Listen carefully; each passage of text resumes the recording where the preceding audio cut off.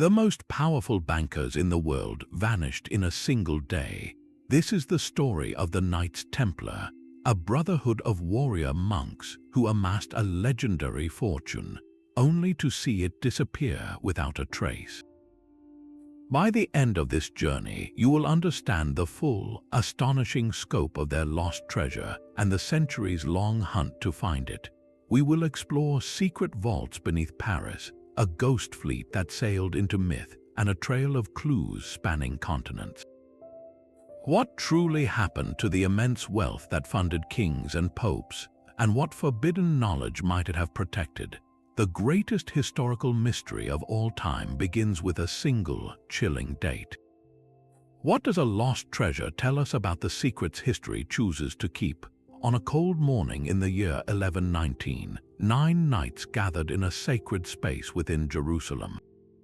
They were not kings or princes, but men of faith and steel, led by a French nobleman named Hugh de Payens. Their vow was simple yet monumental. They pledged to protect the vulnerable pilgrims traveling the dangerous roads to the Holy Land.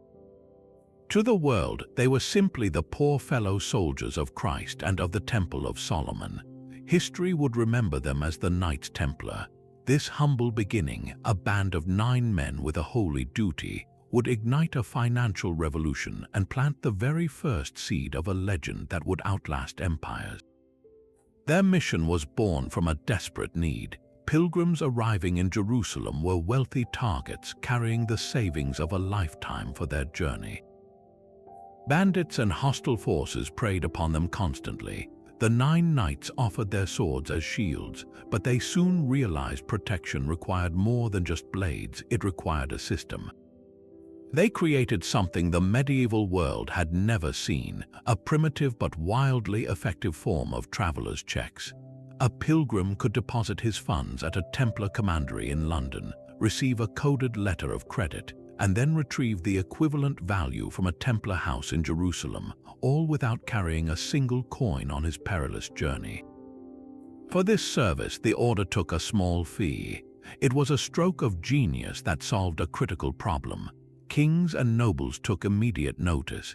Here was an organization with a reputation for austere piety and unwavering discipline, operating fortified houses called preceptories across all of Christendom. They began entrusting the Templars with their own treasures, using them as royal treasurers and international bankers. The order's network became the safest way to transfer vast sums across borders, financing crusades and funding kingdoms. Their wealth grew at a staggering pace. Donations of land, money, and rights poured in from devout supporters across Europe. They were granted extraordinary privileges by the Pope, answering to no king or bishop, only to Rome itself. They owned vast estates, vineyards, ports, and even an entire fleet of ships. The poor soldiers of Christ became the richest entity in the Western world, a true multinational corporation centuries before the term existed. This immense centralized wealth, hidden behind castle walls and monastic vows, is the essential bedrock of the treasure myth. When an organization controls the finances of nations, operates in absolute secrecy, and is seen by the public as almost mystical, what happens to its fortune when it suddenly falls? The legend begins not with a chest of gold, but with the sheer, unimaginable scale of their financial power. Every loan to a king, every tithe stored in their vaults, every shipment of silver across the sea, it all coalesced into a single, burning question in the minds of those who came after. Where did it all go? Their financial system was the beating heart of their power. Imagine a world without banks, where moving money meant loading heavy chests onto wagons, a magnet for thieves. The Templars solved this with an elegant, paper-based network. A merchant in Paris could deposit his gold at the Paris Temple, their formidable fortress headquarters. In return, he received a meticulously coded letter, a promise of payment. He could then travel, unburdened by wealth, to Acre or Jerusalem. There, he would present his letter to the local Templar commandery. After verifying the complex ciphers and seals, the brothers would pay him the exact sum, minus a small fee for the service. It was, in essence, the first international banking system, built on absolute trust and military security. But they did not just move money, they stored it. The vaults beneath the Paris Temple became the safest deposit boxes in Europe. Crown jewels, royal treasuries, and the personal wealth of nobles were entrusted to the white-clad knights. King Philip IV of France, a man perpetually drowning in debt, used the temple as his central treasury. The Pope himself relied on them to collect tithes and taxes from across Christendom, funneling vast sums through their network. This made the Templars not just bankers but the financial administrators of the medieval world. Their ledgers, written in a secretive code, held the balances of nations. The scale is almost impossible to overstate. They were not merely rich, they were the system. Their wealth was not a hoard of coins in a single cave, but a dynamic, flowing river of capital, land revenue, and commercial interest that stretched from Scotland to the Holy Land. This is why the question of a lost treasure is so profound. When the order fell, it was not just a group of monks being arrested. It was as if the entire global banking infrastructure, along with every safety deposit box and every wire transfer in progress, vanished overnight. The shock was not just about missing gold. It was about the terrifying void left when the most trusted financial institution on Earth simply ceased to be. Where does a river that powerful go when its bed is suddenly ripped away? The answer would come from a king's greed and a single, fateful Friday. The river of Templar wealth flowed directly into the vault of a bankrupt king. Philip IV of France, known as Philip the Fair, ruled a kingdom drowning in debt. His wars had emptied the royal coffers, and his primary creditor was the very order that guarded his treasury. The Templars were a state within a state, answerable only to the Pope, and their fortune was a constant, tantalizing reminder of his own poverty. Philip devised a solution of breathtaking audacity. He would not simply rob the Templars, he would destroy them utterly, branding them as heretics so their wealth could be rightfully seized by the crown. He spent years meticulously building a case in secret, compiling whispered rumors and forced confessions about blasphemous initiation rites. Then he set his trap. Sealed orders were sent to every bailiff and seneschal in France to be opened simultaneously at dawn. The date he chose would forever stain the calendar with superstition. On Friday, October 13, 1307, the hammer fell. At first light, royal officers struck across the entire kingdom. They stormed the Paris Temple, the order's mighty headquarters, and every preceptory, large and small. The brothers were caught completely unaware, many still in their beds or at morning prayers. They were not arrested as soldiers or bankers, but as heretics. The charges read out were shocking to the medieval mind. Accusations of denying Christ, spitting on the cross, and engaging in idol worship of a mysterious head called Baphomet. Under the brutal torture sanctioned by the king, many brothers confessed to these absurd crimes, their broken voices providing the very evidence Philip needed. The coordinated sweep was devastatingly effective. Hundreds of Templars, from lowly sergeants to the Grand Master himself, Jacques de Molay, were dragged in chains to royal dungeons. Their vast estates were seized, their accounts frozen, their granaries locked. In a single morning, the most powerful financial institution in Europe was decapitated. The shockwaves rippled across the continent. While other monarchs initially hesitated, pressure from Philip and a compliant pope eventually led to arrests and seizures in other countries, though rarely with the same ferocity as in France. The suddenness of the fall is key to the mystery. This was not a slow decline, it was a lightning strike. One day, the Templars were the respected guardians of Christendom's wealth, the next they were reviled prisoners. Such a rapid, coordinated attack suggests the king knew he had to move before they could possibly react, but it also raises an immediate, practical question. With months, perhaps years, of secret planning, did the Templars' own vast intelligence network, the very one that moved secrets as efficiently as money, truly detect nothing? Or did they, seeing the storm gathering on the horizon, have just enough time to make certain arrangements of their own? The treasure, both literal and metaphorical, was now in play. The dungeons of the Paris Temple became a factory of nightmares. Under the relentless direction of King Philip's inquisitors, the once proud knights were subjected to horrors designed to break both body and spirit. They were stretched on the rack until their joints popped, their feet were held over flames until the flesh melted, and they were subjected to the dreaded strappado, where they were hoisted by their wrists tied behind their backs, dislocating their shoulders with a sickening tear. The goal was not merely punishment, but to extract a very specific narrative. The confessions that spilled forth were a grotesque script written by the king's men. Broken knights admitted to being forced to deny Christ 3 times upon initiation, to spit or trample upon a cross, and to exchange an obscene kiss with the receiving official. But the most tantalizing and damning accusation centered on a mysterious object of worship. They confessed to venerating an idol, a bearded head they called Baphomet. This name, a probable corruption of Muhammad, instantly painted the Templars as secret practitioners of Islamic or, even worse, diabolical rites. For a medieval mind, this was the ultimate proof of heresy. It was a masterstroke of propaganda, transforming pious bankers into a cabal of devil worshippers whose wealth was surely ill-gotten. The Grand Master himself, Jacques de Molay, a proud and aging leader, initially confessed under torture to these charges.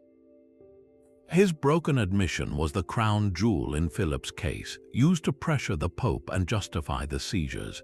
Yet these forced confessions, extracted through agony, did more than condemn the order. They planted a seed in the public imagination that would grow for centuries.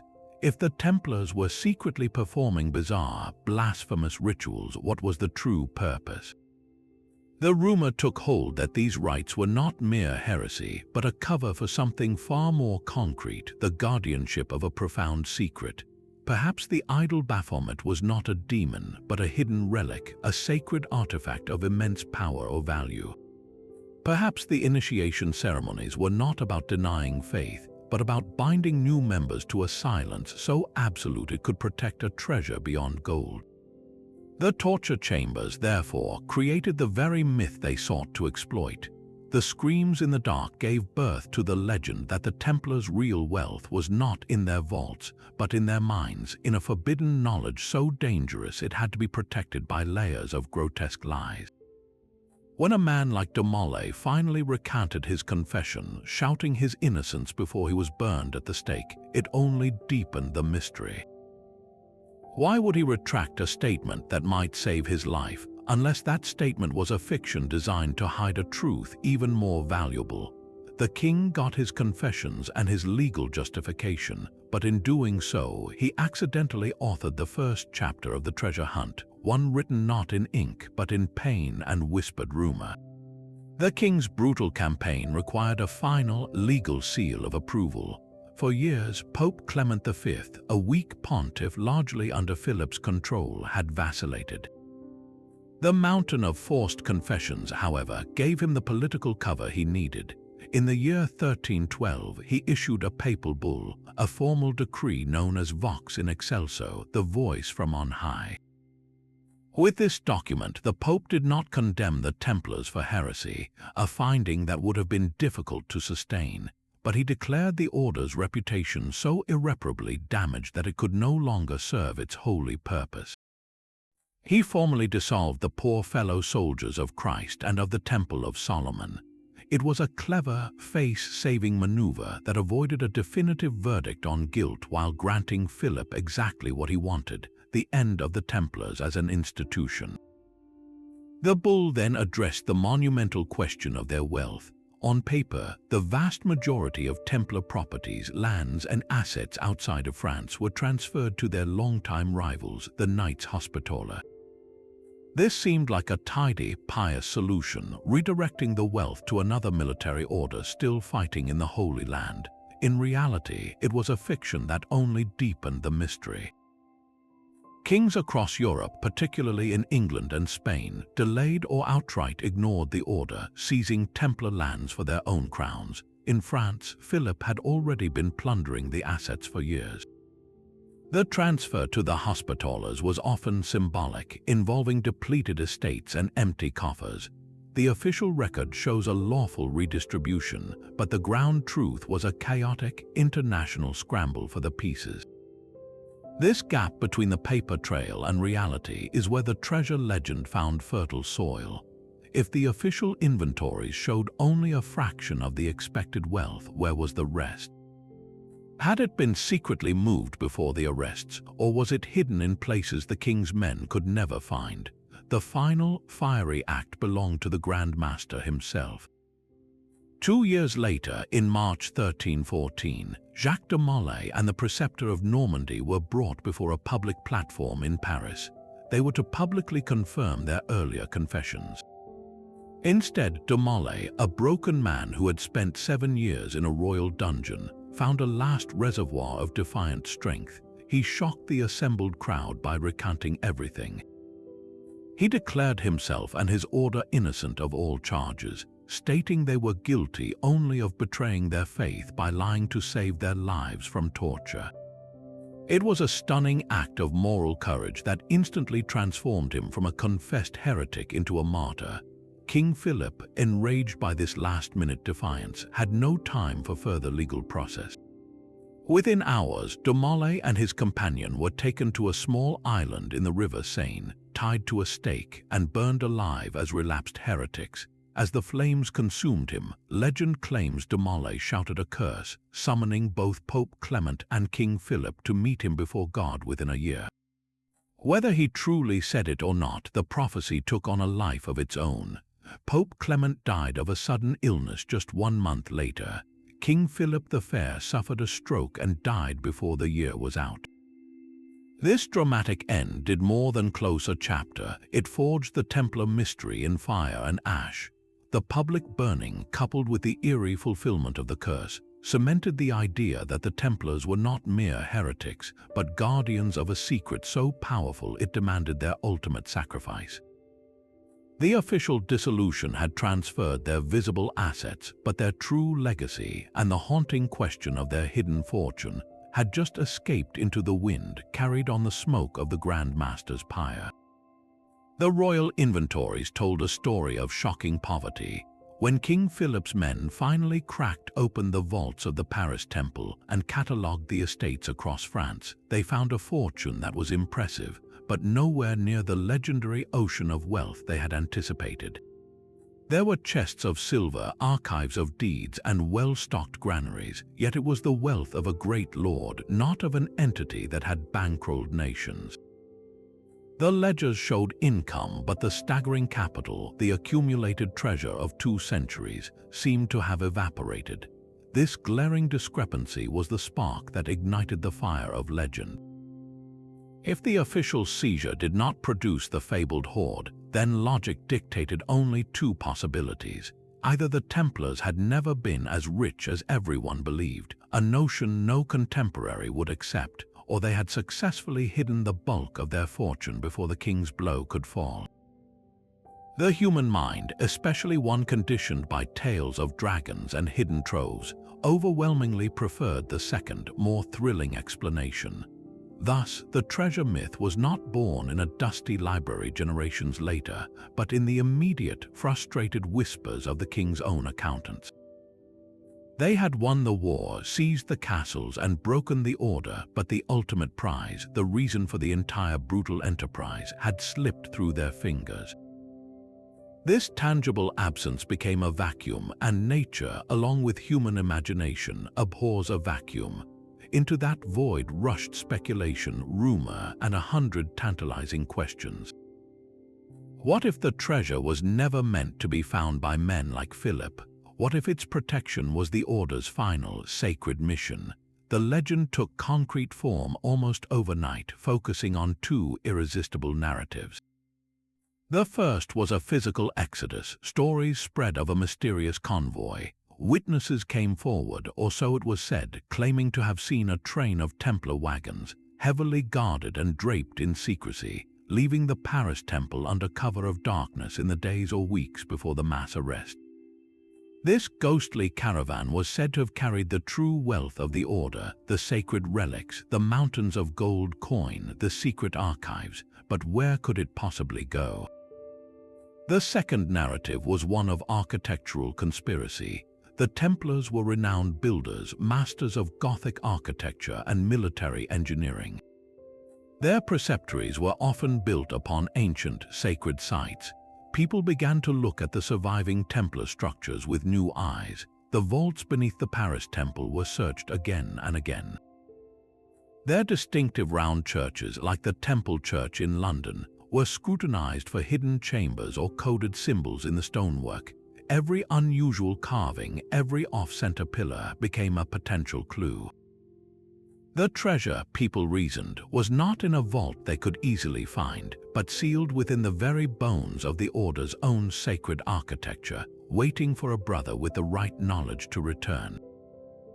This leap from frustrated reality to enduring myth is the crucial pivot in our story. The king's actions did not erase the Templars, they merely transformed them. They ceased to be a military order and became a phantom, their true legacy not in the lands that were redistributed, but in the shadowy spaces between the lines of the royal inventory. The treasure was no longer just gold, it was now a symbol of the king's failure, of the order's cunning, and of a truth that power could not completely capture. From that moment on, the hunt was no longer about recovering taxes, it was about solving the greatest puzzle of the age. The treasure's true nature is the heart of the mystery. Was it simply a mountain of gold or something far more dangerous? The first and most obvious theory is the literal one, unimaginable wealth in its purest form. After 2 centuries as Europe's central bank, the Templars would have accumulated staggering reserves of gold and silver bullion, coinage from every kingdom, and precious gems from trade routes stretching to the Orient. This was not just money in a vault, it was the working capital of an empire, the kind of fortune that could buy an army or found a new nation. Its disappearance would explain King Philip's frantic, violent search and the puzzling emptiness of his official inventories. A hoard this large could not simply vanish unless it was moved with meticulous planning. This leads to the enduring tales of the Ghost Fleet, Templar ships loaded with chests of treasure slipping away from the port of La Rochelle under cover of fog, destined for a land beyond the reach of kings. Yet, if the treasure was only metal and stone, why the layers of secrecy and the rumors of sacred oaths? Perhaps the gold was merely the wrapping for something far more precious. This brings us to the second and more tantalizing category of theories, sacred relics. The Templars took their name from the Temple Mount in Jerusalem, the site of Solomon's temple. During their early years, they were headquartered in the captured Al-Aqsa Mosque, which they believed sat atop the temple's very ruins. For nearly a decade, they occupied this sacred ground, and legends insist they conducted secret excavations beneath it. What might they have found? The most famous speculation points to the Holy Grail, the cup used by Christ at the Last Supper. Another suggests the Ark of the Covenant, the gilded chest said to hold the tablets of the 10 Commandments. Perhaps it was fragments of the true cross, the crown of thorns, or other priceless instruments of the Passion. Possession of such an object would grant the order not just spiritual authority, but a power beyond any king's decree. It would transform them from bankers into the literal guardians of Christianity's most sacred history. This theory gives profound meaning to their alleged secret rites and the worship of a mysterious head, Baphomet. Could these rituals have been a distorted echo of ceremonies honoring a recovered and terrifyingly powerful holy artifact? The treasure then becomes a sacred trust, its protection justifying any sacrifice. But what if the treasure was not an object at all, but information? This is the third and most speculative layer, the idea of forbidden knowledge. Some researchers propose the Templars discovered ancient manuscripts during their time in the Holy Land, texts containing heretical Christian teachings, advanced scientific principles, or maps to lands unknown. Others suggest they uncovered proof of a historical truth so shocking it could undermine the very foundations of the Church, perhaps even evidence about the life of Jesus Christ that contradicted official doctrine.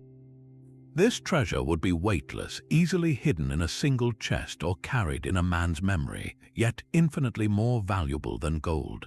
It would explain why the order was so brutally suppressed, not for its wealth but for its silence. The real treasure hunt, according to this view, is not for a chest in a cave, but for a lineage of guardians, a secret society that passed this knowledge down through the centuries, influencing history from the shadows. The lost archives of the Templars, their meticulously coded ledgers and scrolls, would be the true prize, a library of secrets that rewrites our understanding of the medieval world. So, which is it, bullion, relics, or knowledge? The compelling answer may be all three, layered together like a puzzle box. The vast physical wealth provided the means and the camouflage, funding their operations and drawing the greedy eye of kings away from their deeper purpose. The sacred relics, if they existed, provided the spiritual mission, the holy cause that bound the brotherhood beyond mere profit. And the esoteric knowledge, the dangerous truths, provided the ultimate reason for their legendary secrecy and their catastrophic fall. To separate one from the other is to misunderstand the Templar phenomenon entirely. They were a paradox warrior monks who mastered the earthly realms of finance and war, yet whose ultimate loyalty may have been to a truth they could never publicly reveal. Therefore, the question of what was lost is also a question about what we value most.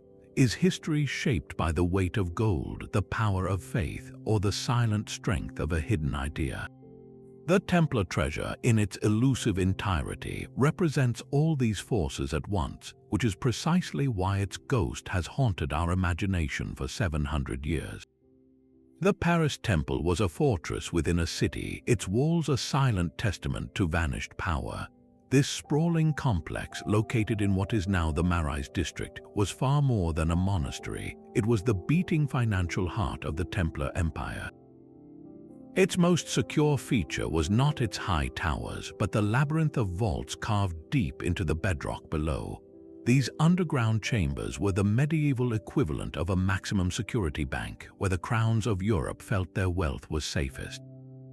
When King Philip's men finally breached these sanctums on that fateful October morning, the official records tell a story of orderly confiscation, of silver plate and bound ledgers.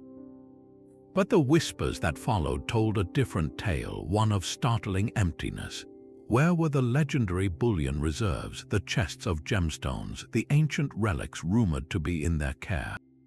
The vaults, while not bare, were conspicuously lacking the world-altering fortune everyone expected to find. This gap between expectation and reality gave birth to the first and most persistent theory of all, that the treasure never left the temple at all. It simply went deeper. The idea is hauntingly simple. If you were a Templar treasurer seeing the king's net tightening around you, would you risk moving an immense treasure across the countryside? Or would you hide it in the one place you knew best, the fortress you had spent decades modifying and fortifying? The Paris Temple was their home, its secrets known only to the brothers. Legends speak of a network of tunnels radiating out from beneath the vaults, a subterranean web connecting the temple to other strongpoints and perhaps even to the River Seine. Could a team of loyal sergeants in the final days or hours have moved the core of the treasure from the official vaults to a purpose-built chamber, sealing it behind a false wall or beneath a flagstone floor, its location known only to a chosen few who took the secret to their graves? This theory turns the entire temple complex into a giant puzzle box. Over the centuries, every reconstruction, every excavation on the site has been scrutinized for clues. The temple was largely demolished after the French Revolution, but before that, seekers searched in vain for hidden doors and echoing cavities behind the stone. The possibility is maddening because if the treasure was hidden here, it could theoretically still be there, buried under centuries of urban development, concrete and metro lines, waiting silently beneath the bustling streets of modern Paris. The empty vaults, then, are not proof of a treasure's absence, but the very cornerstone of the mystery. They are the blank space on the map that every explorer is drawn to fill. They represent the Templars' final, brilliant maneuver, using the king's own greed against him. He seized the building, but the heart of the treasure, if this theory is true, remained just out of reach, separated from him by a few feet of stone and a secret too well kept. It is a story of a hiding place so obvious it becomes invisible, a treasure concealed not across an ocean, but directly under the nose of the man who wanted it most. But the vaults beneath Paris were not the only path to safety.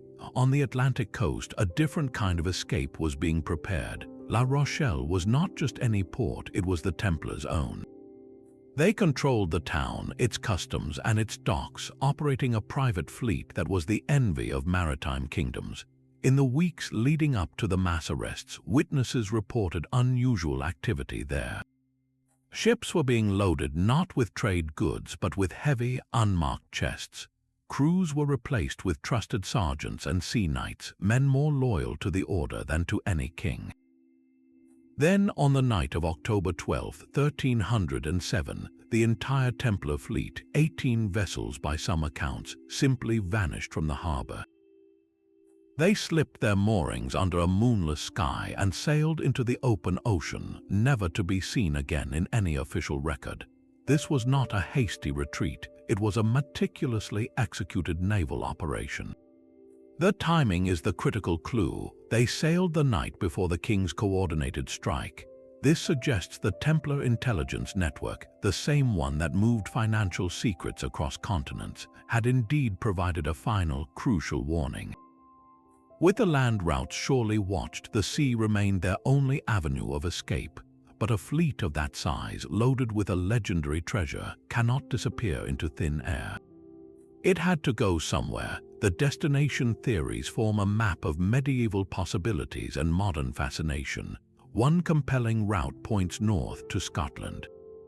King Robert the Bruce was at that very moment excommunicated by the Pope and fighting a war for Scottish independence against England. He had no love for Philip the Fair or Pope Clement, and he desperately needed seasoned warriors. Templar knights, now fugitives, would have found a ready welcome and a cause to fight for. Stories persist of a contingent of white-clad knights appearing at the Battle of Bannockburn in 1314, turning the tide for Scotland. While historians debate this, the legend is powerful. Did the Templars trade their treasure for sanctuary, funding a new kingdom beyond the reach of their persecutors? Another likely harbor was Portugal. There, the king had refused to persecute the Templars, simply reforming them under a new name, the Order of Christ. This new order would later sponsor the voyages of Henry the Navigator, using Templar nautical knowledge and perhaps maps from their secret archives. The seamless transition in Portugal strongly suggests a pre-arranged safe haven, a place where the order's knowledge and wealth could be preserved, not plundered. But the most tantalizing theory looks west across the Atlantic. The Templars were master navigators with access to maritime charts gathered from Arab and Viking sources. Some researchers point to carvings in Scottish and Portuguese chapels built by the Order of Christ that seem to depict plants native to North America. Could a fragment of the fleet carrying the most sacred relics and archives have sailed into the unknown following star charts older than Columbus? The idea that Templar knowledge may have guided later explorers adds a profound layer to the mystery of the New World's discovery. The ghost fleet of La Rochelle represents the living, breathing continuation of the order. It transforms the treasure from a static hoard in a vault into a moving target, a story carried on the waves. Whether it found refuge in the highlands of Scotland, the courts of Portugal, or on a distant shore across the sea, its disappearance proves one thing: the king's net, though brutal, was not quite wide enough to catch every secret the Templars possessed. The treasure was not lost, it was relocated, and with it the true heart of the order may have simply sailed on. Scotland's misty hills hold a chapel carved in riddles. Rosslyn Chapel, a 15th-century masterpiece of stone, stands as perhaps the most visually compelling clue in the entire Templar treasure hunt. Its builder, William Sinclair, came from a family with deep, whispered connections to the outlawed order. The chapel's architecture is a breathtaking fusion of Christian imagery and something else entirely, a stone encyclopedia of symbols that seem to tell a hidden story. Every surface, from the arched ceiling to the intricate pillars, is covered in carvings that defy simple explanation. There are depictions of maize and aloe vera, plants native to the Americas, carved decades before Columbus set sail. There are pagan green men peering from the foliage alongside angels and biblical figures. This bewildering mix has fueled a single, powerful idea: that Rosslyn was not just a place of worship but a safe, a repository built to guard something of immense importance. The theory suggests that Sinclair, acting as a patron for fugitive Templars, designed the chapel as the final resting place for their treasure, whether that was sacred relics, gold, or forbidden knowledge. The carvings, then, are not merely decorative, they are a coded map, a set of instructions left in plain sight for those with the eyes to see. The most famous of these stone puzzles is the Apprentice Pillar. Legend tells of a master mason who traveled abroad to see the original pillar that inspired his design. While he was gone, his brilliant apprentice had a vision and carved the stunning, spiraling column himself. Upon returning, the master, consumed by jealous rage, struck and killed the apprentice. The pillar stands as a monument to lost genius, but the treasure legend sees something more. Many believe the pillar is hollow, or that its complex serpentine design points to a sealed vault deep beneath the chapel floor. For centuries, people have tapped the stones around it, listening for a hollow echo, and early excavations in the 1800s did indeed find a subterranean chamber, though it was empty. This only deepened the mystery, suggesting something had been there and had perhaps been moved long ago. The connection feels almost too perfect. A noble family with Templar links builds a chapel overflowing with heretical symbols and plants from an unknown world, centered on a pillar shrouded in a murderous legend of hidden knowledge. It is a story that wants to be true, yet the historical timeline is stubborn. Rosslyn was built nearly 150 years after the Templars were dissolved. If the treasure arrived in Scotland with the Ghost Fleet, where was it hidden for a century and a half? Proponents argue the Sinclair family acted as stewards, guarding the hoard in secret until a permanent, magnificent home could be constructed for it. The chapel's very existence, they say, is proof the treasure was real and needed a shrine. Skeptics see a later generation simply honoring an ancestral, romanticized connection through architecture. But in the world of myth, chronology often bends to narrative. Rosslyn Chapel endures because it is a tangible, beautiful piece of the puzzle you can stand inside and touch. It makes the legend feel physical, whether it is the treasure's final vault or merely a magnificent tribute to a lost brotherhood. Its stones whisper a question that has no easy answer.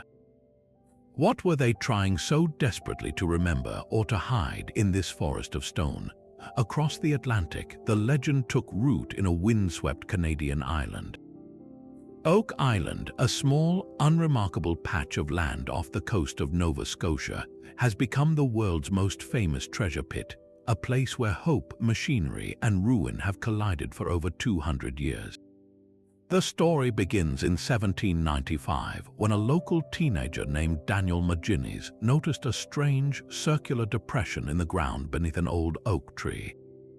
Remembering local tales of pirates, he and two friends began to dig.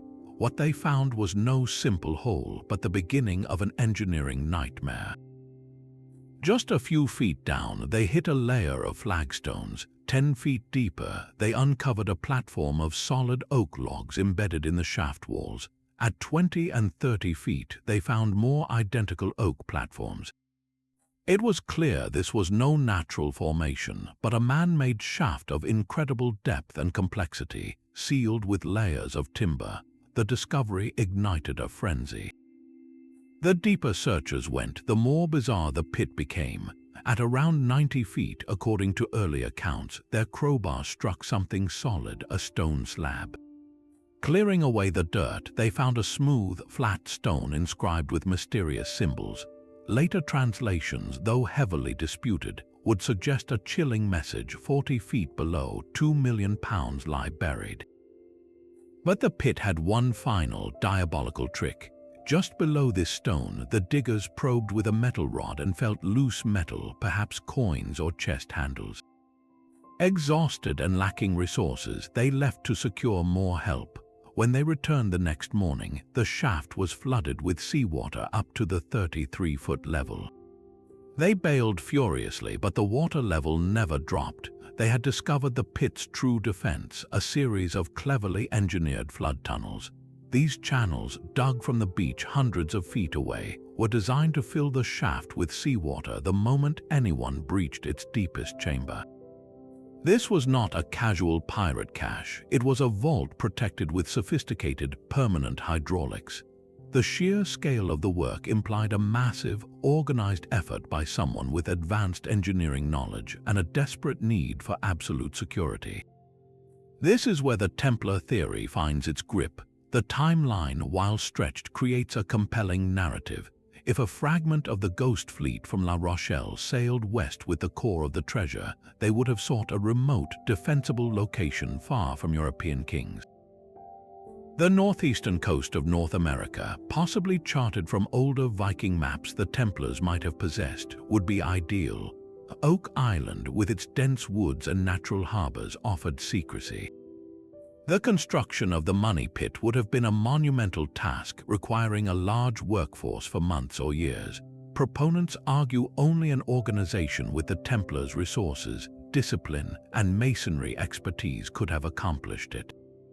The flood tunnels mirror the kind of sophisticated hydraulic engineering used in medieval monastic water systems and fortifications, precisely the skills the warrior monks would have mastered. The treasure, according to this idea, was not just buried, it was entombed, sealed behind a trap that guaranteed if they could not return for it, no one else could simply dig it up. For centuries, the pit has guarded its secret with brutal efficiency. 6 lives have been lost in the search. Fortunes estimated in the millions have been spent by syndicates and dreamers drilling, digging, and constructing cofferdams.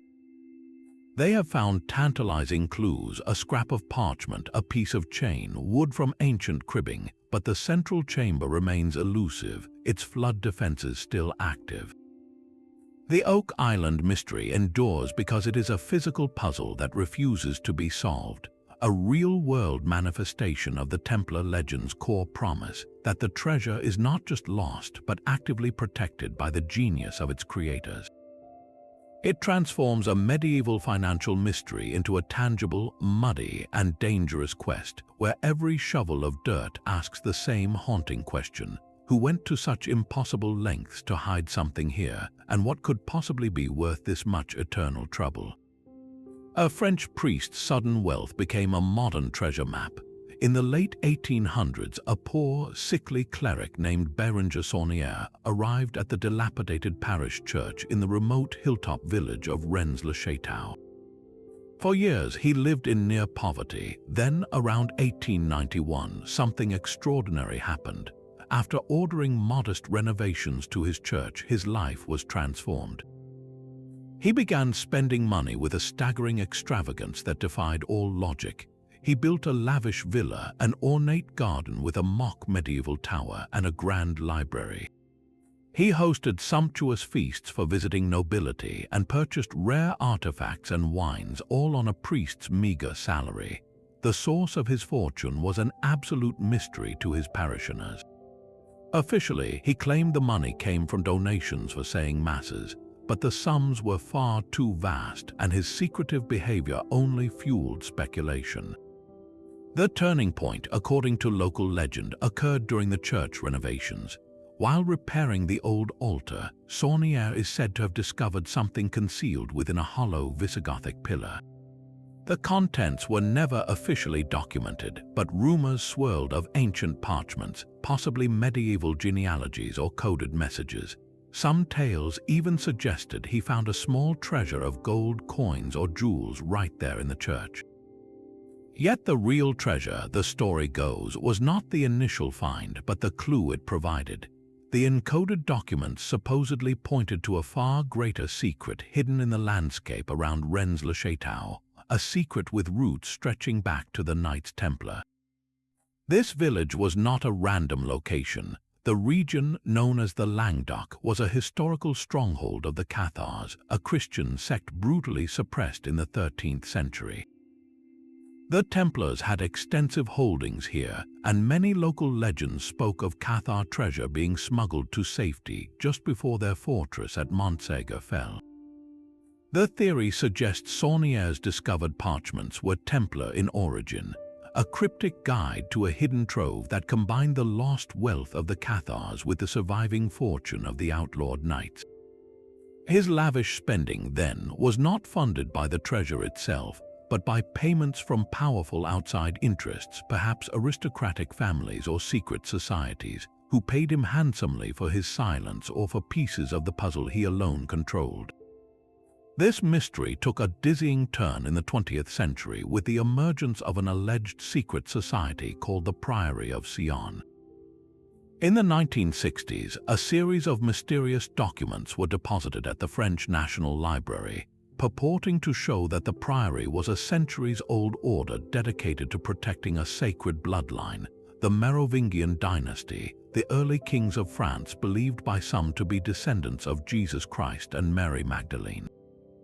These documents named famous historical figures, including Leonardo da Vinci and Isaac Newton, as past Grand Masters, and claimed the society's true goal was to restore this secret royal line.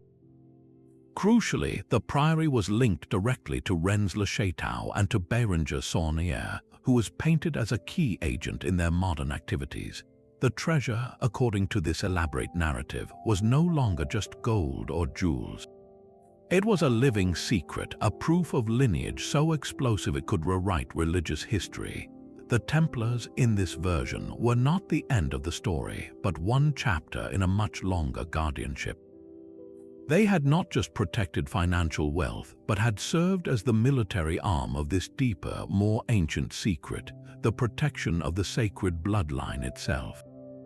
Their treasure was the knowledge and the physical evidence of this truth. Saunière's role was to act as a modern-day finder and keeper, his renovations to the church filled with bizarre, inverted symbolism, a demon guarding the holy water stoup, a statue of the devil interpreted as coded messages for fellow initiates. While much of the Priory of Sion material was later revealed to be an elaborate hoax created by a man named Pierre Plantard, its impact on the legend was permanent. It fused the Templar treasure myth with themes of hidden gospels, royal blood, and a conspiracy spanning 2 millennia. It asked a provocative question: what if the treasure hunters had been looking for the wrong thing all along? The real vault might not hold coins, but bones or parchments that told a story the world was not ready to hear. Rennes-le-Château demonstrates how a single, unexplained event, a poor priest's sudden riches, can act as a lightning rod for centuries of accumulated legend. It connects the Templars to older heresies and to modern conspiracy in one captivating, tangled web. The treasure here is multifaceted, a physical hoard hinted at by a priest's gold, a historical secret buried in Cathar soil, and a theological bombshell guarded by a shadowy priory. It proves that a mystery, once set loose, grows and adapts, seeking new hiding places in every generation's deepest desires and fears. The rugged landscape of the Languedoc holds more than just the secret of a single priest. To understand the depth of the mystery here, we must journey back to a time before the Templars fell, to a different kind of holy war fought on these very hills.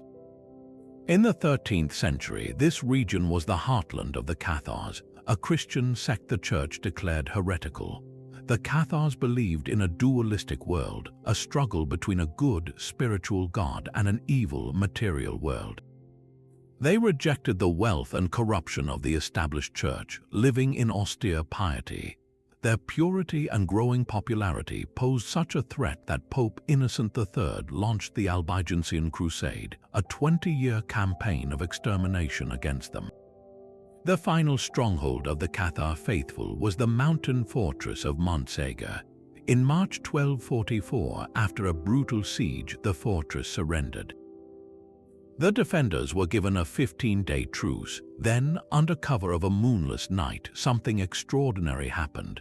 Chronicles note that 4 Cathar perfecti, their spiritual leaders, were lowered down the sheer cliff face of the mountain. They carried with them, the records mysteriously state, a great treasure. By dawn, they had vanished into the forests of the Pyrenees. The next day, over 200 Cathar believers walked calmly into a huge pyre at the base of the mountain, choosing martyrdom over renouncing their faith. The treasure was never found. This historical event is a ghost story in its own right. What was this treasure? It could not have been mere gold or silver, for the Cathars famously shunned material wealth. Their treasure was of a different order. Legends immediately identified it as their most sacred relics, perhaps even the Holy Grail itself, which some Cathar traditions linked not to a cup, but to a secret, living lineage of knowledge. This is where the Templar connection weaves itself into the tale. The Knights Templar had vast preceptories throughout the Languedoc. While officially orthodox, they were known to be tolerant, even sympathetic to the Cathar cause. Many local lords who were Cathar supporters were also Templar patrons. It is not difficult to imagine a silent pact. As the Crusader noose tightened around Montségur, the Cathars would have sought a guardian for their most precious, non-material treasure, something that embodied their spiritual truth. Who better to entrust it to than the other powerful, secretive, and militarily capable brotherhood in the region, one that answered to a distant pope and operated with formidable independence? The theory suggests that in those final days, the Templars facilitated the escape of the 4 perfecti and their sacred charge. They provided the route, the safe houses, and ultimately the hiding place. This would mean that when the Templars themselves faced annihilation 60 years later, they were not just protecting their own wealth, but also the last, most dangerous relic of the crushed Cathar faith. The treasure they spirited away from Paris or La Rochelle was thus a composite, a fusion of their own financial empire and the spiritual legacy of the perfecti. This idea transforms the landscape of the Pyrenees. Every cave, every forgotten ruin becomes a potential double vault. The treasure is no longer just bullion in a chest, but a sacred object wrapped in a mystery, inside an enigma, protected by 2 separate brotherhoods who both paid for their secrets with fire. It explains why the Rennes-le-Château legend has such enduring power, because it sits at the crossroads of these 2 historical tragedies. When Bérenger Saunière began his lavish spending, he was not just tapping a Templar bank account, he was potentially unlocking a covenant between 2 lost worlds. The treasure hunt becomes an archaeological dig through layers of heresy and martyrdom, where the final clue is not a map to gold, but a key to a faith that was erased from history, and the knights who may have sworn at the very end to remember it. While France burned its knights, Portugal offered them sanctuary. King Denis I saw the Templars not as heretics, but as a vital national asset. Their military prowess was a bulwark against the Moorish kingdoms to the south, and their financial and administrative skills were invaluable for a young, ambitious nation. So when Pope Clement V issued the decree dissolving the order, King Denis engaged in a brilliant act of political and legal maneuvering. He negotiated directly with the papacy, not to destroy the Templars but to transform them. In 1319, just 5 years after Jacques de Molay's execution, the king secured a papal bull that created a new military order in Portugal, the Order of Christ. On paper, this was a fresh institution. In reality, it was the Knights Templar under a new name, with the same members, the same properties, and the same Grand Master. The Portuguese king had not seized their wealth, he had institutionalized it, folding the entire Templar infrastructure seamlessly into the fabric of his kingdom. This legal continuity is the bedrock of a compelling theory that Portugal did not just shelter a few fugitive knights, but became the primary, official repository for the order's surviving treasure and, most importantly, its secrets. The vast estates, commanderies, and ports owned by the Templars in Portugal were never confiscated or looted. They were simply transferred to the Order of Christ. This means the financial assets, the archives stored in those commanderies, and the maritime knowledge held by the Brotherhood remained intact and under the control of the same men who had always protected them. While King Philip was digging empty vaults in Paris, the true intellectual and logistical capital of the Templars was being put to work in Lisbon. The implications for exploration are staggering. The Order of Christ, inheriting the Templars' sophisticated banking networks and, critically, their fleet, became the driving financial and spiritual force behind Portugal's age of discovery. The most famous patron of exploration, Prince Henry the Navigator, was himself the Grand Master of the Order of Christ for nearly 20 years. The resources of the Order funded his navigation school at Sagres, built the revolutionary caravel ships, and financed the voyages that would eventually round the Cape of Good Hope and open the sea route to India. Look at the sails of those pioneering Portuguese caravels, and you will see a powerful symbol emblazoned upon them, the distinctive red cross of the Order of Christ, a cross that is unmistakably the Templar cross with its splayed, equal-length arms. This was not a subtle homage, it was a declaration. The knights who had once guarded the land routes to Jerusalem were now mastering the sea routes to a new world. But what did they bring with them on those voyages beyond their wealth?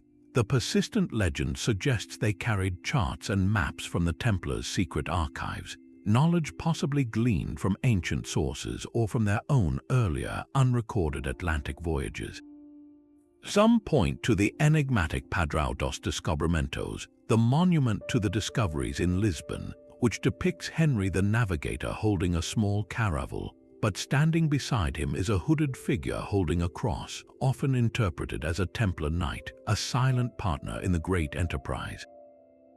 The theory transforms the narrative of discovery. Was Prince Henry merely a visionary prince, or was he acting as the steward of a much older project, using Templar capital and cartography to fulfill a mission his predecessors had begun?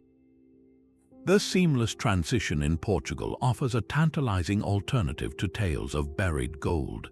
Here, the treasure was not hidden in a pit or a chapel, but invested. It was put to work, its returns measured not in coins recovered from the earth, but in continents added to the map. The lost archives of the Templars, if they survived anywhere under royal protection, would have been here, their maps of the Atlantic possibly guiding Portuguese ships to lands they already knew existed. This refuge suggests the greatest treasure of all may have been knowledge in action, a legacy that did not need to be found because it was never truly lost, only waiting for the right wind to fill its sails. A fortress of stone and secrecy rose in the Alps. The legend that fleeing Templars laid the foundations for Swiss banking is a seductive one, a perfect marriage of two icons of discretion and wealth. The logic seems impeccable. As royal agents closed in, were better for the world's most sophisticated bankers to flee than to Europe's most remote and defensible mountain passes. There, using their revolutionary financial techniques, they could reinvent themselves, establishing a new, impregnable system of secure deposits and numbered accounts, their famous cross eventually morphing into the symbol of the Swiss franc. It is a story that feels almost too fitting to be false. The historical reality, however, is more about parallel evolution than direct inheritance. The Swiss Confederation was indeed forming in the late 13th and early 14th centuries, a loose alliance of cantons fiercely protective of their independence. Their famous neutrality and banking culture developed slowly over centuries, rooted in the practical needs of these isolated communities to safeguard their own assets and facilitate trade across the rugged terrain. There is no archival evidence, no charter or founding document, that places a band of fugitive Templar knights in the valleys of Uri or Schwyz establishing the first vaults. The Swiss banking system emerged organically from local merchants and goldsmiths who began accepting deposits for safekeeping, a practice common across medieval Europe. Yet the myth persists with remarkable strength, and its power lies not in documented fact but in symbolic resonance. The Templars represented the ultimate in financial trust, security, and absolute discretion. Switzerland came to embody those exact same values on a national scale. The legend acts as a kind of historical shortcut, a way of explaining the origins of Swiss banking by giving it a majestic, mysterious pedigree. It suggests that the very concept of secret, secure finance did not simply evolve, but was a conscious creation, a sacred trust carried into the mountains by men who had learned the hard way that even kings could not be trusted with a vault key. In this version of events, the treasure was not a physical hoard but a system, a protocol for protecting wealth that itself became more valuable than any single chest of gold. The Alpine strongholds, with their natural defenses and culture of independence, provided the perfect physical and philosophical home for this transplanted idea. So while historians may find no paper trail of white-clad knights founding the first banks in Zurich or Geneva, the enduring connection in our collective imagination speaks to a deeper truth. We recognize that the Templars' most lasting legacy might not be a buried artifact, but an idea, the principle that wealth and its secrets can create a power greater than armies, a power that can outlast empires and find sanctuary in the most unassailable places on earth. Stone walls can hide secrets for centuries, but modern tools promise to see right through them. The quest for the Templar treasure has entered a new era, one not of shovels and intuition alone, but of science and systematic scanning. Take the quiet English village of Templarcombe. For generations, locals whispered about its Templar past, a preceptory that once stood there. In the 1980s, a team armed with ground-penetrating radar arrived. This technology sends pulses into the earth and reads the echoes, creating a ghostly image of what lies below, like a medical scan for the soil. Their survey revealed startling anomalies beneath a farmer's field, the clear outlines of massive foundations and what appeared to be a large, circular structure matching the design of a Templar church. This was not legend, it was data. The radar returns suggested a complex far grander than anyone had imagined, buried and forgotten. While no chests of gold were unearthed, the discovery proved a vital point. The physical footprint of the Templars was still there, hidden just out of sight, waiting for the right key to unlock it. This shift from folklore to forensic investigation defines the modern hunt. It is no longer just about following old maps, but about reading the land itself. Author and researcher Graham Hancock represents another facet of this contemporary search, one that synthesizes archaeology, astronomy, and myth. In works like The Sign and the Seal, he proposed a grand, interconnected theory, tracing the Ark of the Covenant from Jerusalem to Ethiopia, with the Templars playing a crucial intermediary role. His approach is not one of digging in a single location, but of connecting disparate dots across continents and millennia, suggesting the treasure was not a static object but a moving target of sacred guardianship. While his ideas are controversial within mainstream academia, they exemplify how the Templar mystery has expanded beyond medieval history into a wider conversation about lost civilizations and forgotten knowledge. Modern seekers use satellite imagery to spot potential earthworks, LiDAR to map forest floors, and even sonar to scan the seabed off La Rochelle for the wrecks of the Ghost Fleet. Each technological leap renews hope that this time the veil will be lifted, yet for all our advanced tools, the treasure retains its elusive quality. The machines can show us voids and anomalies, but they cannot tell us what fills them. They can map a sunken ship but not decipher the intent of its sailors. This tension is the heart of the modern hunt, a marriage of silicon chips and ancient parchment, where every blip on a screen invites the old, thrilling question, could this finally be it? The search has become less about brute force and more about listening, using technology to hear the faint echo of a secret buried for 700 years.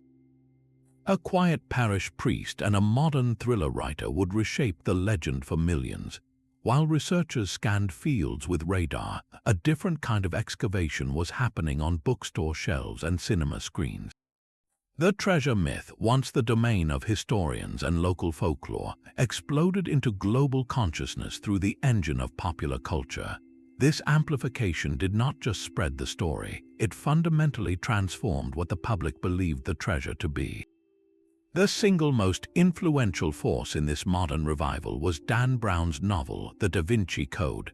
Published in 2003, the book became a worldwide phenomenon, weaving the Templars, the Priory of Sion, and the mystery of Rennes-le-Château into a breakneck conspiracy thriller. Brown's central premise that the Templars' true treasure was the secret of the Holy Grail, redefined as the bloodline of Jesus Christ and Mary Magdalene, took the speculative theories of the 20th century and injected them with pure narrative adrenaline. For countless readers, this was their first, electrifying introduction to the Knights Templar. The book presented a compelling alternate history where the treasure was not gold but proof, a living secret protected by a shadowy lineage. It framed the Templars not as bankers but as the militant guardians of this explosive truth, persecuted by a church desperate to maintain its power. The novel's staggering success created a feedback loop. Tourists flocked to Rosslyn Chapel and Rennes-le-Château, guidebooks in hand, seeing the stone carvings through the lens of Brown's fictional puzzle. The line between the novel's entertainment and historical speculation blurred in the public mind, cementing the idea that the Templar mystery was a real-world code waiting to be cracked. Cinema quickly followed, with the blockbuster film adaptation bringing the chase to life visually. The imagery of cryptic symbols, hidden chambers, and a globe-trotting hunt became the new aesthetic of the treasure legend.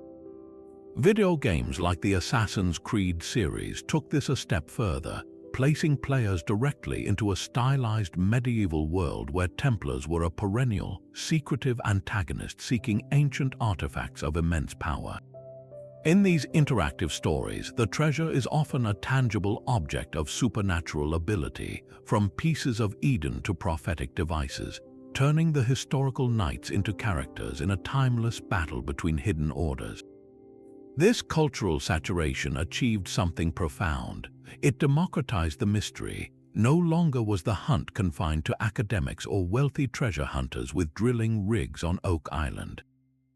Now, anyone with a library card or an internet connection could feel like a sleuth, piecing together clues from a novel, a documentary, and a video game. Online forums buzzed with amateur theorists cross-referencing Brown's plot points with real historical documents, analyzing satellite images of French countryside, and debating the meaning of medieval graffiti. Popular culture provided the framework, the characters, and the thrilling stakes, while the internet provided the meeting place for a new generation of seekers. This cultural repackaging, however, comes with a fascinating duality. On one hand, it often simplifies and sensationalizes, prioritizing plot twists over historical nuance. The complex, gritty reality of medieval finance and papal politics is streamlined into a clean narrative of good versus evil, of a single secret that explains everything. On the other hand, this very act of storytelling keeps the legend alive and evolving. It ensures that the question of the lost treasure continues to be asked, inspiring fresh eyes to look at old evidence with new perspectives. The treasure in the realm of popular culture is no longer a static historical artifact. It has become a versatile narrative device, a MacGuffin that can represent forbidden knowledge, divine lineage, or ultimate power, adapting to the fears and fascinations of each new era. The knights have been resurrected not from their graves, but from our collective imagination, their white mantles now symbols in a story we are all still helping to write. The most seductive legends often crumble under the weight of a balance sheet.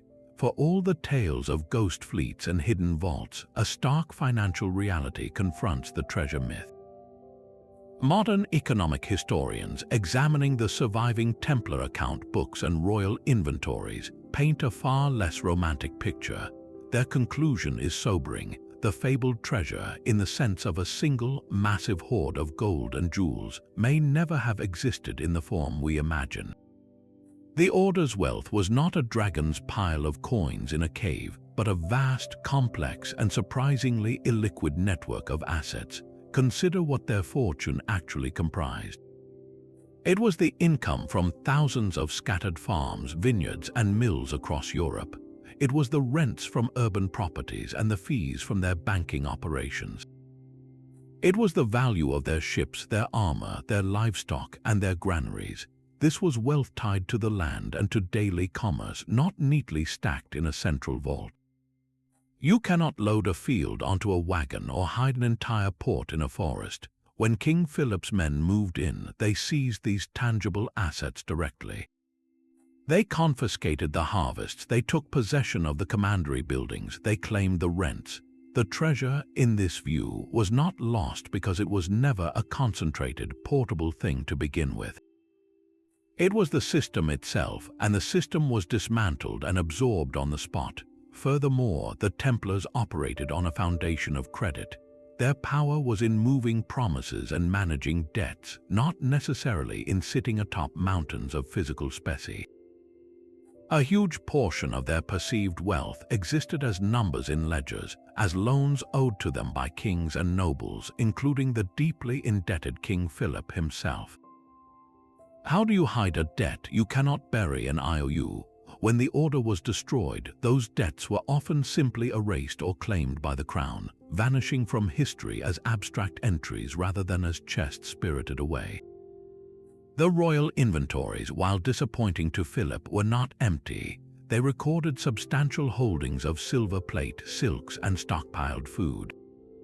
The reason they did not match the legendary expectation is that the legend had inflated the reality. The Templars were phenomenally rich as an institution, but their wealth was diffuse, administrative, and already deployed across their empire. The sudden arrest did not prompt a treasure relocation, it triggered a massive, chaotic foreclosure. So where does this leave the mystery? It does not erase it, but it transforms it. If the physical treasure was largely a myth, then what truly vanished was something even more elusive: the Order's accumulated knowledge, their secretive rituals, and their unique corporate identity. The real loss was not gold, but a way of operating in the world that combined faith, finance, and force. The enduring hunt, then, might be for ghosts of a different kind, not for chests of coins, but for the last echoes of a system that once bound the medieval world together. A system so advanced that its collapse created a vacuum only a legend could fill. The silence beneath the Temple Mount may have held a secret more valuable than any mine. For nearly a decade, the original 9 Knights made their headquarters not in a traditional castle, but in the captured Al-Aqsa Mosque, a structure they fervently believed was built upon the very ruins of Solomon's Temple. This was not merely a convenient barracks, it was a position of profound spiritual and historical significance. They called themselves the poor fellow soldiers of the Temple of Solomon, and they lived directly atop its legendary foundations. What did they do during those first formative years? Historical records are sparse, but persistent legends insist they were not just praying and training. They were digging. The theory suggests that with the permission of the King of Jerusalem, these warrior monks initiated secret excavations beneath their quarters, tunneling into the ancient bedrock in search of the temple's lost treasures. This was not treasure hunting in a greedy sense, but a sacred archaeological mission to recover the physical anchors of their faith. If the Knights Templar did indeed burrow into those sacred substructures, what might they have found? The most immediate prize would be the vast wealth supposedly hidden before the Roman destruction of the temple in the year 70. Ancient historians like Josephus wrote of the immense gold and silver reserves stored there, wealth that seemingly vanished when the Romans sacked the city. Finding even a fraction of that ancient hoard would explain the order's sudden and meteoric rise from 9 penniless knights to international bankers almost overnight. But the relic hypothesis proposes they discovered something far more destabilizing than gold. The inner sanctum of Solomon's temple, the Holy of Holies, was said to have once housed the Ark of the Covenant. This gilded chest, according to scripture, contained the stone tablets of the 10 Commandments and was considered the literal throne of God on earth. Its location had been a mystery for centuries. Could the Templars have uncovered it or fragments of it in their subterranean search? Another possibility lies in the early Christian connection to Jerusalem. The city was the stage for the Passion of Christ. Relics from that era, such as fragments of the true cross, the holy lance, or the crown of thorns, were objects of unimaginable devotional power. While many such relics appeared in Europe later, their origins were often shrouded in convenient legends. What if the Templars discovered the primary, authentic artifacts in their original resting place, perhaps in hidden caches from the first-century Christian community? Possession of such items would grant the order unparalleled spiritual authority, making them the direct custodians of Christianity's most sacred history. This is where the theory connects to their later persecution. Imagine for a moment that their excavations revealed not just confirmations of faith but contradictions. What if they found documents, perhaps early Gospels or historical records, that presented a narrative of Jesus Christ's life or teachings that differed from the orthodoxy being solidified in Rome? They would have stumbled upon a theological earthquake. Their duty as pious Christians would be to protect these dangerous truths from destruction, while also shielding the Church from the scandal of their existence. This creates a compelling motive for the bizarre and heretical initiation, rites they were later accused of, like denying Christ and spitting on the cross. Could these acts have been grotesque, symbolic tests, a way to bind new members through a shared performance of blasphemy, ensuring their loyalty to a higher, hidden truth that could not be spoken aloud? The mysterious idol they were said to worship, Baphomet, transforms in this light. Perhaps it was not a demon, but a misunderstood representation of what they found, a carved reliquary head holding a sacred skull, or an ancient bearded icon of John the Baptist or even Jesus himself, venerated in a secret pre-Orthodox tradition. Their sudden wealth then served a dual purpose. It funded their operations and their protective mission, but it also acted as a brilliant distraction. Kings and popes saw the gold, the land, the banking network. They saw a financial and military power to be coveted or feared. All the while, the Templars' true purpose, the guardianship of a relic or a secret that could redefine faith, remained hidden in plain sight, camouflaged by worldly riches. This hypothesis answers the most haunting question of all. Why were they destroyed with such thorough, panicked brutality? King Philip needed their money, but the Church may have needed their silence. Eradicating the order was not just a financial seizure, it was a controlled burn, an attempt to permanently bury a truth that was too dangerous to exist. The lost treasure, therefore, becomes a locked door. Behind it lies not just gold, but a key to a forgotten version of history, one that the Templars swore to protect even as the flames rose around their last Grand Master. The port of La Rochelle was a Templar-controlled gateway to the open Atlantic. If the Ghost Fleet did slip away that October night, its captains held a crucial advantage. They possessed the finest nautical charts of their age, compiled from sources across the Mediterranean and beyond. Their escape was not a blind panic into the unknown, but a deliberate navigation toward pre-arranged havens. One of the most logical and supported routes points north to the stormy coasts of Scotland. Here, King Robert the Bruce was excommunicated and locked in a desperate war for independence against England. He had no reason to honor Pope Clement's decree or King Philip's warrants. For fugitive Templars, Scotland offered a perfect sanctuary, a kingdom hostile to their persecutors and in dire need of seasoned warriors. The persistent legend of Templar knights fighting at the Battle of Bannockburn in 1314 is more than romantic fancy, it is a logistical possibility. A ship from La Rochelle could reach Scotland in a matter of days with favorable winds. The treasure they might have carried, whether gold to fund Bruce's campaign or sacred relics seeking a new protector, would have been a king-making gift. This route transforms the treasure from a hidden object into an active investment in a new nation's birth, its value exchanged for survival and a continued purpose. But the Atlantic offered another, far more audacious direction west. The Templars were not just sailors, they were synthesizers of global knowledge.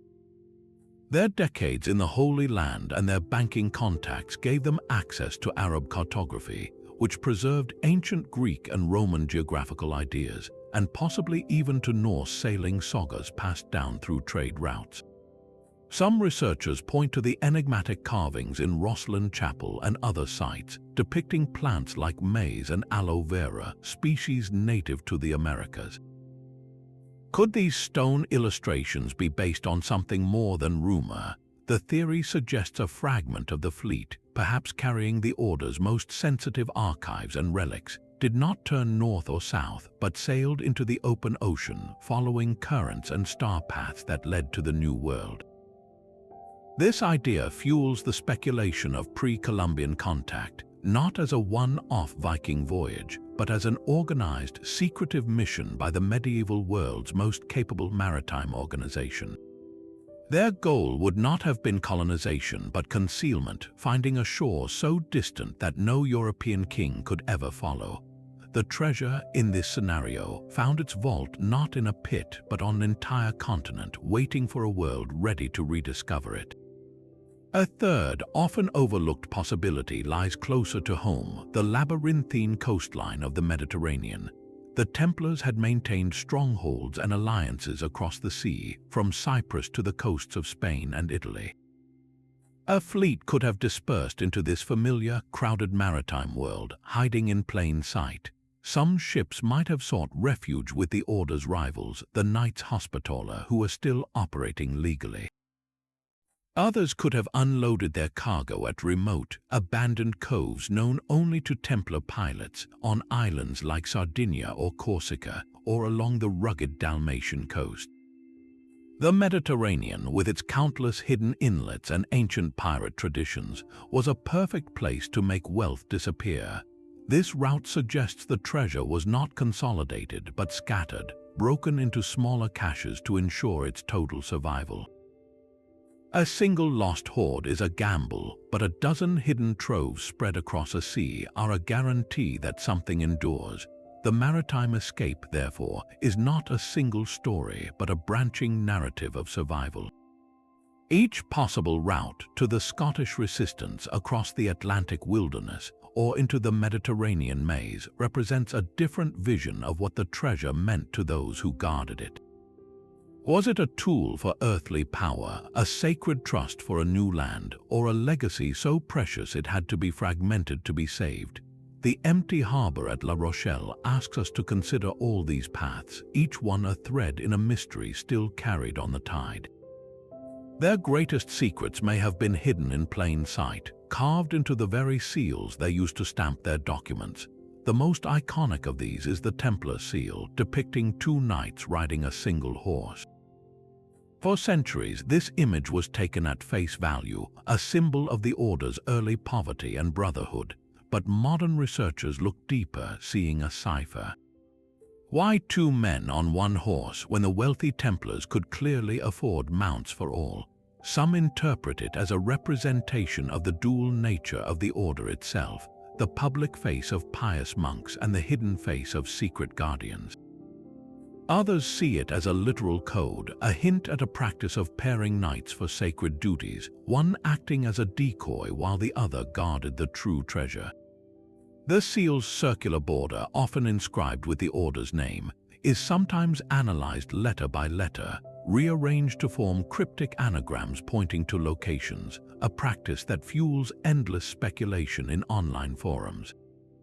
This small piece of wax impression becomes a microcosm of the entire mystery, a simple image that invites layers of increasingly complex interpretation. It teaches us that to the seeker, nothing the Templars left behind is merely what it seems. Every mark is a potential signpost. Beyond their seals, the stone walls of their surviving buildings are canvases of silent communication. Walk through the ruins of a Templar chapel or commandery, and you will find them adorned with masons' marks, those simple geometric signatures left by the individual stonecutters. To most historians, these are practical identifiers for payment. To the treasure hunter, they are a tantalizing alphabet, a series of specific marks, like a particular style of cross or a unique spiral, found in a sequence across a wall or floor, might be read as a directional clue. Perhaps they indicate the sequence for turning stones to unlock a hidden mechanism, or trace a path to a specific foundation stone that conceals a cavity. The architectural layout itself is scrutinized for celestial alignments. The orientation of a chapel's window might line up with the sunrise on a specific saint's day, casting a beam of light that, year after year, illuminates a seemingly ordinary carving, revealing it as a key. These theories transform passive ruins into active puzzles, their silent stones waiting for the right astronomical moment or the correct sequence of pressure to finally speak. The most famous architectural enigma is the bocente, the stark black and white war banner of the Knights Templar. Its symbolism is overt, representing the constant struggle between good and evil, the light and the dark forces the knights battled in the world and within themselves. Yet, in the realm of codes, even this becomes a grid. Some theorists overlay the banner's pattern onto maps of the Languedoc or the layout of the Paris Temple, using the contrasting fields to highlight specific areas for investigation. The black and white squares are seen as a binary code centuries before computers, a checkerboard that could correspond to letters, numbers, or geographic coordinates. This practice of retroactive symbology is a hallmark of the modern hunt, where every artifact is reverse engineered into a clue. It reveals less about the Templars and more about us, about our deep desire for the past to be an orderly puzzle with a solvable solution, rather than a chaotic human story with inconvenient gaps. The codes we see are often the ones we are desperate to find. This interpretive fervor reaches its peak with the most ambiguous of all Templar symbols, the one they were accused of worshipping, Baphomet. The descriptions from the trial confessions vary wildly: a bearded head, a skull, a cat, a figure with 2 or 3 faces. In the 19th century, this was elaborated into the full, goat-headed hermetic figure we recognize today, a symbol of occult knowledge. Treasure theorists often split into 2 camps on Baphomet. One sees it as a literal object, perhaps an ancient, grotesque reliquary containing the skull of John the Baptist or another prophetic figure, which was the physical core of their secret rites. The other camp views it as pure metaphor, a symbolic representation of the Gnostic knowledge they allegedly possessed, the union of opposites, the hidden wisdom that was their true treasure. In both cases, Baphomet ceases to be a mere heresy and becomes the ultimate clue, the central icon of the mystery. Finding its meaning, theorists believe, unlocks the purpose behind everything else, the reason for the seals, the carvings, and the desperate flight. It is the master key to the vault, whether that vault is made of stone or of ideas. The endless decoding of Templar symbolism is a testament to the power of their story. A story so compelling that we cannot accept that their final message was simply silence. We are driven to believe they left a trail of breadcrumbs in stone and wax, a trail we are still following, one symbol at a time. 700 years have passed and still we search. The enduring allure of the Templar treasure is not about the gold, for gold can be melted and spent. It is about something far more potent, the haunting possibility of a lost chapter in our own story. This mystery captivates because it touches on 3 profound human yearnings: our fear of forgotten history, our suspicion of suppressed knowledge, and our romantic ideal of a secret guardianship. Think of history as a book with missing pages, Official records tell us of kings and popes, of treaties and battles. But what about the stories that were never written down, the truths that were deliberately erased? The Templars represent a gaping hole in that official narrative. Their sudden, violent erasure feels like a censorship of reality itself. We instinctively sense that something important was ripped from the record, and we are driven to fill that silence with our questions. What did they know that was so dangerous? This is not just curiosity, it is a form of historical justice, a desire to recover a voice that was silenced by power. It speaks to our deep-seated unease that the past we are taught might be a carefully edited version, and that the real story, the messy, complicated, thrilling truth, is still out there, waiting in a hidden vault or a coded manuscript. This leads directly to the theme of suppressed knowledge. The Templar legend thrives on the idea that they were not just bankers but librarians of a forbidden archive. Perhaps it contained heretical gospels, advanced navigational charts, or alchemical secrets. The notion that an institution with such reach could have gathered and then hidden away world-altering information is irresistible. It transforms the treasure hunt from a material quest into an intellectual one. We are not just looking for a chest, we are looking for a key, a piece of wisdom that could change our understanding of faith, science, or human potential. Their persecution becomes proof of the treasure's potency. If it was just money, why the brutal, total effort to destroy every trace of them? The violence suggests they were silenced not for their wealth but for their silence. Finally, there is the powerful romance of the secret brotherhood. In a world that often feels transparent and chaotic, the image of a sworn fellowship, bound by sacred oaths and united in a sacred duty, is profoundly appealing.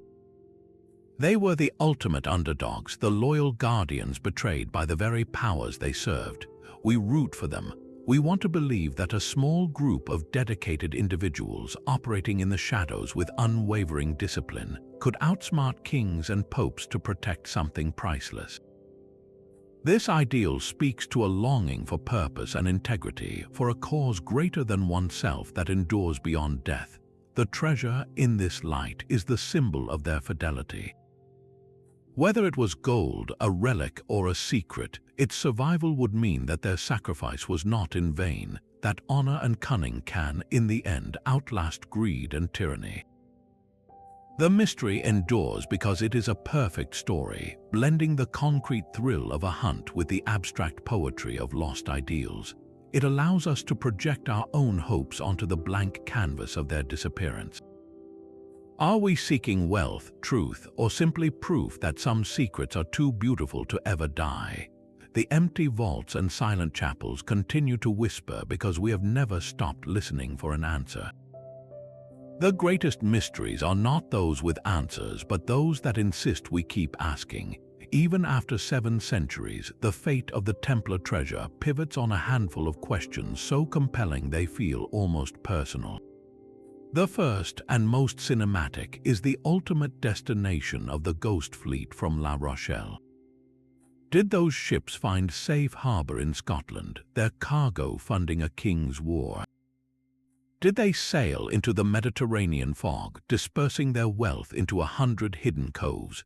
Or did they turn their prows west, following star charts to a continent not yet on any European map, burying their charge in the soil of the New World?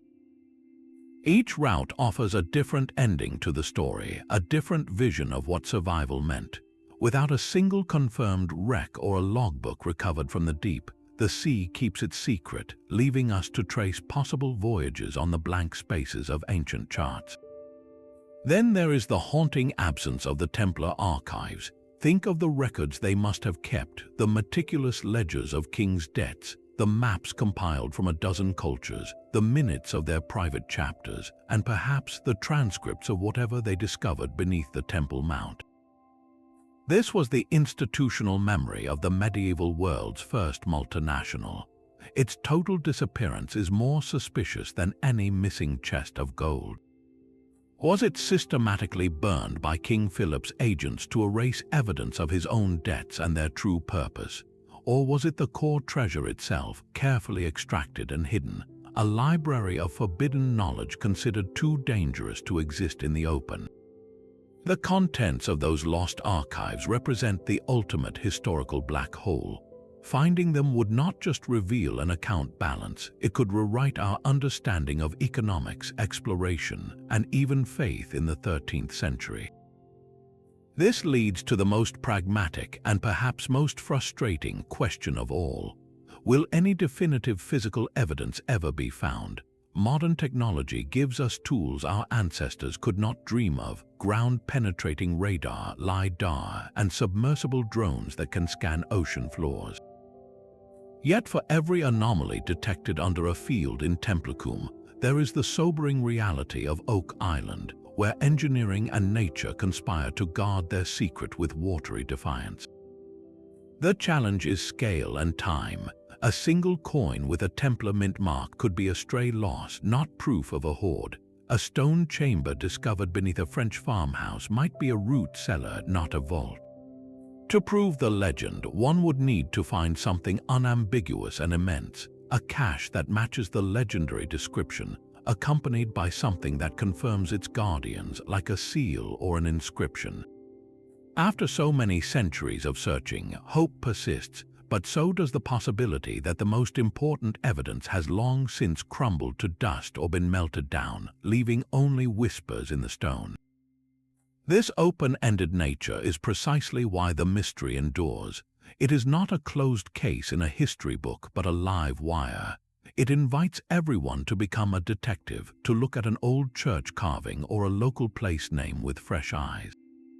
The debates are not just academic, they are a conversation about what we value from the past.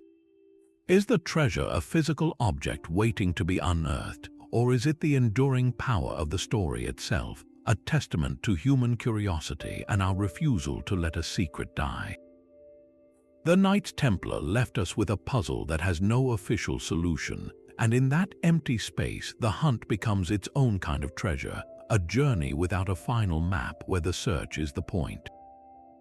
From 9 nights in Jerusalem to the masters of a financial empire, their story is a blaze of power extinguished by betrayal. We have followed the trail of their vanished fortune from the empty vaults beneath Paris to the ghost fleet slipping into the Atlantic fog, from the coded stones of Rosslyn Chapel to the flooded pit on Oak Island. We have weighed the possibilities, from mountains of bullion to sacred relics, from forbidden archives to a secret so profound it demanded their silence.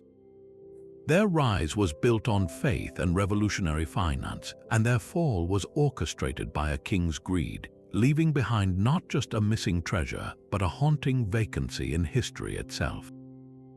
For 700 years, this void has echoed with our questions, drawing seekers with shovels and radar, with novels and theories, each trying to solve the ultimate cold case. The treasure, in all its possible forms, represents more than wealth. It is a symbol of lost knowledge, of a brotherhood's last oath, and of the tantalizing idea that some truths are too powerful to ever be fully erased. So we return to the question that started this journey, a question that now carries the weight of every clue and every dead end. Do you believe the treasure is out there, waiting to be found? Is it buried in a forgotten crypt, resting on an ocean floor, or encoded in the very symbols they left behind? Or has the greatest treasure always been the mystery itself, a story so compelling it ensures the Knights Templar will never truly die? Let us know your thoughts in the comments below. What theory resonates with you the most? If you are drawn into this historical enigma, be sure to like this video and subscribe for more deep dives into the world's greatest unsolved mysteries. The past is full of secrets, and the next one is just a story